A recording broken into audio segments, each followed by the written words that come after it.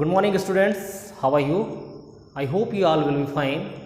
And now today we are going to study about laboratory thermometer. In laboratory thermometer we done the activity 4.4, activity 4.5, and now the next topic of this chapter we are going to study about transfer of heat. And in transfer of heat we do the activity 4.6 and activity 4.7. And now in previous class we had already studied about clinical thermometer, and now this is the part third of this chapter number 4, heat, and this is the chapter of your science book class 7. और आपको description में पिछले दोनों parts की link आपको मिल जाएगी, आप चाहें तो वहां से इसकी प्रीवियस दोनों पार्ट देख सकते हैं। तो हमने प्रीवियस क्लास में क्लिनिकल थर्मामीटर के बारे में पढ़ा था। क्लिनिकल थर्मामीटर जिसको डॉक्टर्स यूज करते हैं फीवर का मेजरमेंट करने के लिए कि कितना टेम्परेचर है, लेकिन हमने एक चीज क्या समझा था बेटा उसमें कि जो क्लिनिकल थर्मामीटर की जो रीडिंग है, ठीक है, उस पर हम देखें तो 35 डिग्री सेल्सियस से 42 डिग्री सेल्सियस तक उसकी रीडिंग्स होती है। ठीक, तो ये तो हो गया क्लिनिकल थर्मामीटर। तो क्या क्लिनिकल थर्मामीटर सारे ऑब्जेक्ट्स के टेम्परेचर को मेजर करने के लिए सुटेबल है? नहीं, कि हम बहुत ठंडी चीजों का मेजरमेंट नहीं कर सकते उससे और बहुत ज्यादा गर्म चीजों का मेजरमेंट नहीं कर सकते उसमें। ठीक है, तो फिर उसके लिए क्या किया जाए? उसके लिए डिफरेंट टाइप के थर्मामीटर्स बनाए गए हैं जिनसे हम दूसरे ऑब्जेक्ट्स के टेम्परेचर को मेजर करते हैं। जैसे यहां पर 4.3 लेबोरेटरी थर्मामीटर, यानी इसको प्रयोगशाला थर्मामीटर या प्रयोगशाला थर्मामीटर्स कहते हैं। ठीक है, देखिए इसमें लिखा है, ये पेज नंबर 38 4.3 नीचे वाला पैराग्राफ है सबसे। इसमें लिखा है कि how do we measure the temperature of other object for this purpose there are other thermometers. One such thermometer is known as the laboratory thermometer. The teacher will show you this thermometer. Look at it carefully and note the highest and the lowest temperature it can measure. The range of a laboratory thermometer is generally from -10 degrees Celsius to 110 degree Celsius. Figure 4.4, figure 4.4 मैं आपको वहां भी दिखा दूंगा।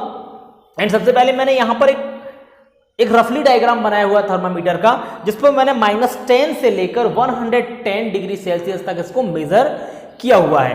तो इन्होंने क्या बोला कि जो अदर ऑब्जेक्ट्स हैं जो बहुत ज्यादा गर्म है या बहुत ज्यादा ठंडे हैं, तो उनके लिए हमने डिफरेंट टाइप के थर्मामीटर्स को बनाया हुआ है। उन्हीं में से एक थर्मामीटर जिसके बारे में हम स्टडी कर रहे हैं वो है लेबोरेटरी थर्मामीटर। तो इनसे बोला है कि आपके टीचर्स आपको दिखाएंगे, तो मैं आपको दिखा रहा हूं इमेज में। ठीक है, इमेज में आप देखें लेबोरेटरी थर्मामीटर, ये बना है बेटा लेबोरेटरी थर्मामीटर। ठीक, क्लियर तो नहीं दिख रहा होगा बट आप इसको देख सकते हैं। लेबोरेटरी थर्मामीटर कुछ इसी टाइप से होता है। ठीक है, इसके बारे में इन्होंने बोला है कि ये -10 डिग्री से लेकर 110 डिग्री तक जनरली इसकी जो रीडिंग्स है वो नोट की जाती है।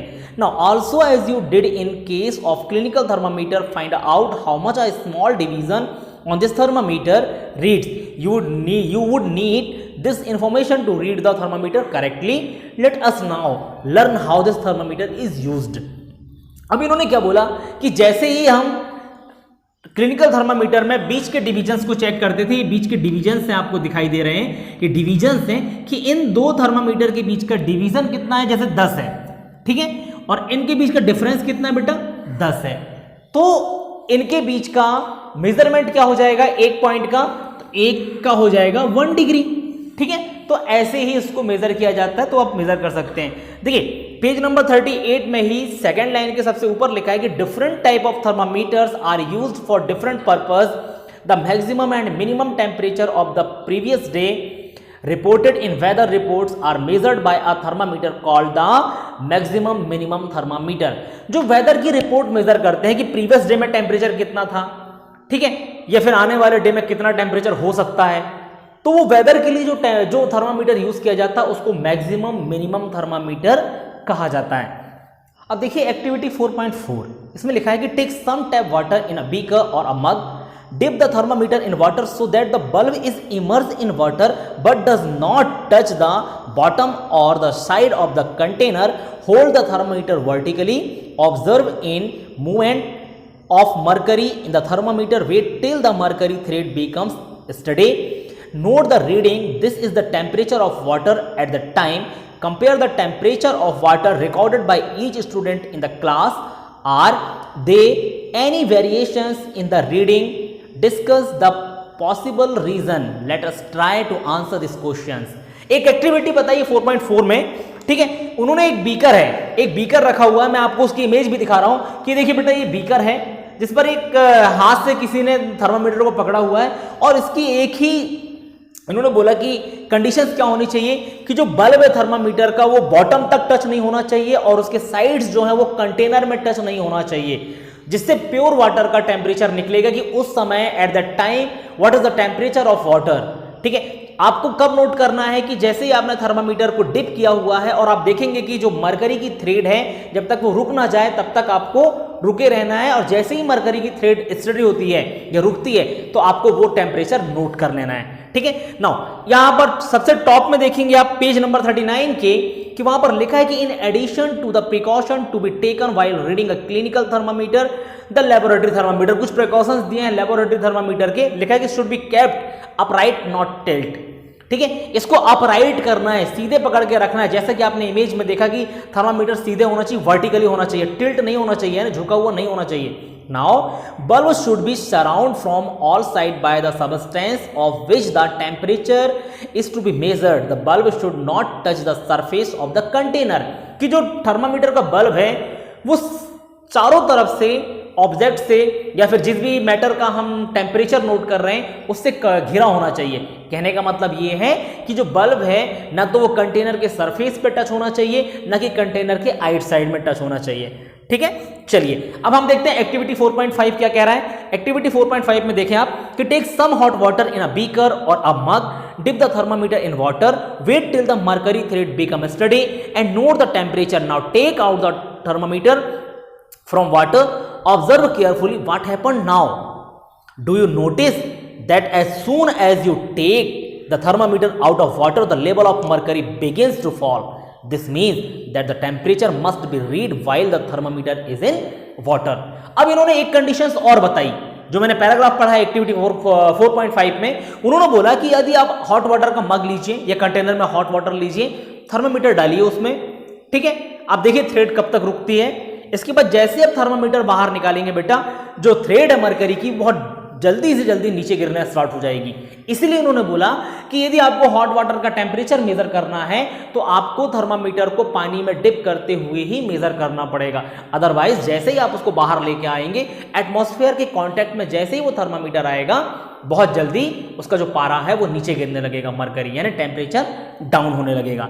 You may recall that while taking your own temperature you have to take the thermometer out of your mouth to note the reading. Can you then use the laboratory thermometer to measure your body temperature? Obviously it is not convenient to use the laboratory thermometer this purpose. Why does the mercury not fall or rise in a clinical thermometer when taken out the mouth? Observe a clinical thermometer again. Do you see a kink near the bulb? What is the use of the kink? It prevent mercury level from falling on its own. ठीक है, अब इन्होंने कहा कि अब हमने laboratory thermometer को जैसे ही वाटर से बाहर निकाला मरकरी फॉल डाउन होने लगा। ठीक है, लेकिन जब हमने बेटा क्लिनिकल थर्मामीटर के बारे में स्टडी किया था तो उसमें हमने क्या देखा था कि हम उसको माउथ पर रखते थे। ठीक है, तो माउथ से बाहर निकालने के बाद हम उसको नोट करते थे ऐसे देख के, तो उसका जो मरकरी है वो नीचे नहीं गिर रहा था। लेकिन लेबोरेटरी थर्मामीटर में से क्यों होता है, उन्होंने ये वंडर्ड है, यहाँ बूझो और पहली। ठीक है, तो आपको फिर से नोट रिकॉल कराया गया कि आप एक बार और ऑब्जर्व करिए क्लिनिकल थर्मामीटर को, उसके बल्ब के पास एक किंक होता है बेटा। ठीक है, जैसे कि इमेज में यहां पर मैं आपको एक बार और दिखा देता हूं, ये देखिए आप इसमें किंक दिख रहा होगा। ठीक है, किंक ऐसा हल्का सा उठा हुआ है जैसे ब्रेकर्स होते हैं, तो किंक जो है मरकरी को नीचे नहीं आने देता। ठीक है, इसके बाद यदि आप देखें तो एक बॉक्स में मैं और दिखा रहा हूं आपको क्या लिखा हुआ है, देखिए आप इसको केयरफुली। इस बॉक्स में लिखा है बेटा देखें कि there is a lot of concern over the use of mercury in thermometer. Mercury is a toxic substance and it is very difficult to dispose of if a thermometer breaks. These days digital thermometers are available which do not use mercury.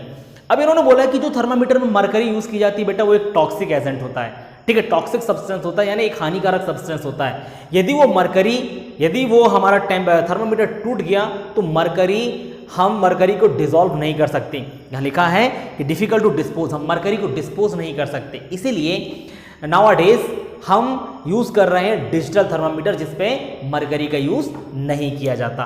तो ये थे thermometer से related कुछ चीजें। Now the 4.4 transfer of heat, कि heat का transfer कैसे होता है। अब ठीक है, आप इसको केयरफुली सुने, मैं क्या बोल रहा हूं, हीट का ट्रांसफर कैसे होता है। ठीक है, जैसे you might have observe that a frying pan become hot when kept on a flame. यदि आपने फ्राइंग पैन देखा हो, जैसे आपकी मम्मी खाना बनाती है, ठीक है, जो स्टील का चम्मच होता है, वो चम्मच आपने ऑब्जर्व किया होगा कि मम्मी जब खाना बनाती हैं तो चम्मच तो वो फ्लेम के पास नहीं रहता, फिर चम्मच का जो हैंडल है वो गर्म कैसे हो जाता है। ठीक, ये वंडर्ड है कि गर्म कैसे होता है वो, इसको बोलते हैं ट्रांसफर ऑफ हीट। हम देखते हैं कैसे होता है। ये लिखा है कि it is because the heat pass from the flame to the utensil, कि जो फ्लेम है वो पास हो रहा है यूटेंसिल की तरफ, बर्तन की तरफ पास होता है। Now when the pan is remove from the fire it slowly cools down, और जैसे ही हम उसको फ्लेम से बाहर करते हैं पेन को, वो धीरे धीरे ठंडा होने लगता है। ठीक है, क्यों, why does it cool down, ये क्यों ठंडा हो रहा है। There the heat is transferred from the pan to the surrounding, जो हीट है वो पेन से एटमॉस्फेयर पर ट्रांसफर होने लगा। ठीक है, तो पेन ठंडा हो गया। Now so you can understand that in both case the heat flows from hotter object to a colder object। ठीक है, हम दोनों ही कंडीशन पे क्या देख रहे हैं, पहले कंडीशन पर फ्लेम के पास रखा था यूटेंसिल, दूसरे कंडीशन पर हमने बाहर निकाला। ठीक है, तो पहले कंडीशन पर फ्लेम ज्यादा गर्म था तो वहां से ठंडा, यानी यूटेंसिल की तरफ जो हमारा यूटेंसिल जो पेन है जिसको उसका हैंडल ठंडा है, तो वहां की तरफ हीट ट्रांसफर हो रहा था। लेकिन जब हमने उसको फ्लेम से अलग किया तो हमने क्या देखा कि जो हमारा पेन है वो ठंडा होने लगा। क्यों ठंडा होने लगा, क्योंकि हीट जो है वो हॉटर ऑब्जेक्ट से कोल्डर ऑब्जेक्ट की तरफ ट्रांसफर होती है। यही हमारा फंडा है, यही हमारा ढंग है कि हीट का जो ट्रांसफर होता है वो हॉटर ऑब्जेक्ट से कोल्डर ऑब्जेक्ट की तरफ होता है, यानी गर्म से ठंडे की तरफ हीट ट्रांसफर होता है। ठीक है, नाउ यहां लिखा है, देखिए आगे कि heat flows the hotter object colder. In fact in all case heat flows from a hotter object to a colder object. How does heat flow, let us investigate, कि अब हीट को इन्वेस्टिगेट किया है कि कैसे ये फ्लो कर रहा है। तो उसके लिए एक्टिविटी 4.6 उसमें क्या लिखा है बेटा, देखिए, take a rod of flat strip of a metal say of aluminium और आयरन, कि आयरन या एल्यूमिनियम की आप रॉड लीजिए, उसको फिक्स कीजिए। ये इमेज में आप देखिए, ठीक है, कि यहां पर रॉड लगा हुआ है, ये इमेज आपको दिख रही है। इस इमेज पे क्या किया है उन्होंने, उसके बारे में लिखा है, देखिए कि fix a few small wax pieces on the rod, this piece should be at nearly equal distance, कि इसमें आपको दिख रहा होगा कि वैक्स के कुछ पीसेस लगाए गए हैं, वैक्स यानी मोम के कुछ पीसेस लगाए गए हैं। ठीक है, इक्वल डिस्टेंस पर इस पीसेस को अरेंज किया गया है। Now clamp the rod on a stand, if you do not find a stand you can put one end and the rod in between bricks। तो उन्होंने बोला कि आप स्टैंड नहीं है तो आप ब्रिक्स में भी इन रॉड्स को रख सकते हैं। Now heat the other end of the rod and observe, और बोला कि अब अदर एंड को हीट कीजिए, गर्म कीजिए रॉड के। ठीक है, what happen to the wax pieces, wax pieces के साथ क्या होगा बेटा, तो जो हीट के पास से, ठीक है, जैसे मान के चलिए ये रॉड है, यहां पर हमने फ्लेम लगाया हुआ है, ठीक है, और यहां पर हमने वैक्स लगाया हुआ है। ठीक, तो जो बेटा जो वैक्स है वो धीरे धीरे करके पहले ये वाली वैक्स पिघलेगी, फिर ये वाली वैक्स, फिर ये वाली वैक्स, फिर इधर वाली वैक्स पिघलेंगी। क्यों ऐसा हो रहा है, क्योंकि हीट यहां से ट्रांसफर हो रहा है इस तरफ। ये वाला जो पार्ट है वो ज्यादा गर्म हो गया, अब गर्म होने के साथ साथ हीट को ट्रांसफर कर रहा है कोल्डर ऑब्जेक्ट की तरफ। जैसा हमने डेफिनेशन में पढ़ा कि हीट का ट्रांसफर हॉटर ऑब्जेक्ट से कोल्डर ऑब्जेक्ट की तरफ होता है, तो यही इस एक्टिविटी में दिया है। लिखा है कि do these pieces begin to fall, which piece fall the first, यानी जो सबसे नियरली है वो सबसे पहले नीचे गिरेगा। Do you think that heat is transfer from the end nearest to the flame to the other end. तो जो हीट है बेटा वो कहां से ट्रांसफर हो रहा है, जो फ्लेम के नियर है, पास वाला जो एरिया पहले गर्म हुआ, फिर वहां से धीरे धीरे करके हीट ट्रांसफर हो रहा है ठंडे ऑब्जेक्ट की तरफ, यानी जो पार्ट ठंडा है। ठीक है, चलिए नेक्स्ट पैराग्राफ देखेंगे पेज नंबर 40 में कि the process by which heat is transferred from the hotter end to the colder end of an object is known as conduction. In solid generally the heat is transferred by this process of conduction. तो इन्होंने बोला कि जब heat the process which heat is transfer from the hotter end to the colder end, कि कोई process यदि जब heat का ट्रांसफर हॉटर एंड से कोल्डर एंड की तरफ हो रहा है, यानी गर्म से ठंडे की तरफ हो रहा है, तो वो प्रोसेस हमारी कहलाती है, क्या लिखा है इन्होंने, कंडक्शन। ठीक है, अब कंडक्शन के साथ इन्होंने क्या बोला कि कंडक्शन के बारे में बोला कि heat is transferred by the process of conduction, लिखा कि सॉलिड, इन सॉलिड जनरली, कि सॉलिड मटेरियल्स में जनरली जो हीट ट्रांसफर हो रहा है by the help of conduction ही वो ट्रांसफर हो रहा है। चलिए अब नीचे लिखा है कि do all substance conduct heat easily, you must have observe that the metallic pan for cooking has a plastic or wooden handle, can you lift a hot pan by holding it from the handle without getting hurt. तो इन्होंने बोला कि आप देखें कि heat के transfer होने की वजह से जो फ्राइंग पैन होते हैं बेटा, उनके हैंडल या तो वुडन के बनाए जाते हैं या प्लास्टिक के बनाए जाते हैं। क्यों? क्योंकि वुडन और प्लास्टिक जो हैं वो कंडक्टर अच्छे नहीं होते हैं हीट के, इन पर हीट ट्रांसफर नहीं होता है। ठीक है, एक्टिविटी 4.7 पर लिखा होगा कि heat water in a small pan of beaker, collect some articles such as steel, spoon, plastic, scale, pencil and divider, dip one end of each of these articles in hot water, wait for a few minutes, touch the other end, enter your observation in table। अब इन्होंने, मैंने एक image और दिखा रहा हूं आपको इस गिलास में, देखिए आप कि यहां पर डिफरेंट टाइप के मटेरियल्स रखे हैं, लाइक स्टील स्पून है, प्लास्टिक का स्केल है, पेंसिल है, डिवाइडर है, ठीक है, बहुत सारी चीजें। इसको हमने गर्म पानी पर रखा हुआ है, इसमें इस गिलास में जो वाटर दिख रहा है वो हॉट वाटर है। ठीक है, अब हॉट वाटर है यानी हीट है उसमें, तो हीट का ट्रांसफर होगा। अब हम यहां पर हर ऑब्जेक्ट का एक दूसरा एंड टच करके देखेंगे कि कौन कौन सा ऑब्जेक्ट गर्म हुआ और कौन कौन सा नहीं हुआ। ठीक है, तो उसी के बारे में लिखा है, the materials which allow heat to pass through them easily are conductor of heat, for example aluminium, iron and copper. ठीक है, एल्यूमिनियम, आयरन, कॉपर, इनकी जो चीजें होंगी वो गर्म हो जाएंगी।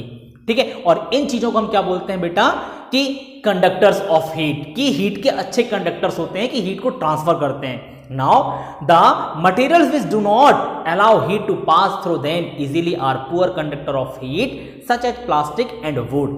Poor conductors are known as insulator. ठीक है, तो जो कुछ और भी मटेरियल्स हैं उसमें, जैसे प्लास्टिक के, वुडन के जो मटेरियल्स हैं उन पर हीट ट्रांसफर नहीं होगा। ठीक है, तो उसको हम क्या बोलते हैं बेटा, पुअर कंडक्टर ऑफ हीट, और उनको इंसुलेटर कहा जाता है। क्या कहा जाता है उनको? इंसुलेटर कहा जाता है। इंसुलेटर का मतलब बेटा होता है कुचालक। ठीक है, कि ये अच्छे चालक नहीं है हीट के ट्रांसफर होने के। ठीक, चलिए नाउ नेक्स्ट पैराग्राफ में देखिए लिखा कि the water and air are poor conductor of heat, then how does the heat transfer take place in the substance, let us find out. ये हमारे नेक्स्ट क्लास का टॉपिक होगा, जिस पर इन्होंने लिखा कि वाटर और जो एयर हैं वो भी पुअर कंडक्टर होते हैं हीट के, लेकिन इन पे भी हीट ट्रांसफर होता है। पानी बॉयल कैसे हो रहा है बेटा? ट्रांसफर ऑफ हीट की वजह से पानी बॉयल हो रहा है। तो इसके बारे में हम नेक्स्ट क्लास में जानेंगे कि क्यों, मतलब कैसे वाटर और एयर में हीट का ट्रांसफर होता है। चलिए आज के लिए बस इतना ही। Thank you so much.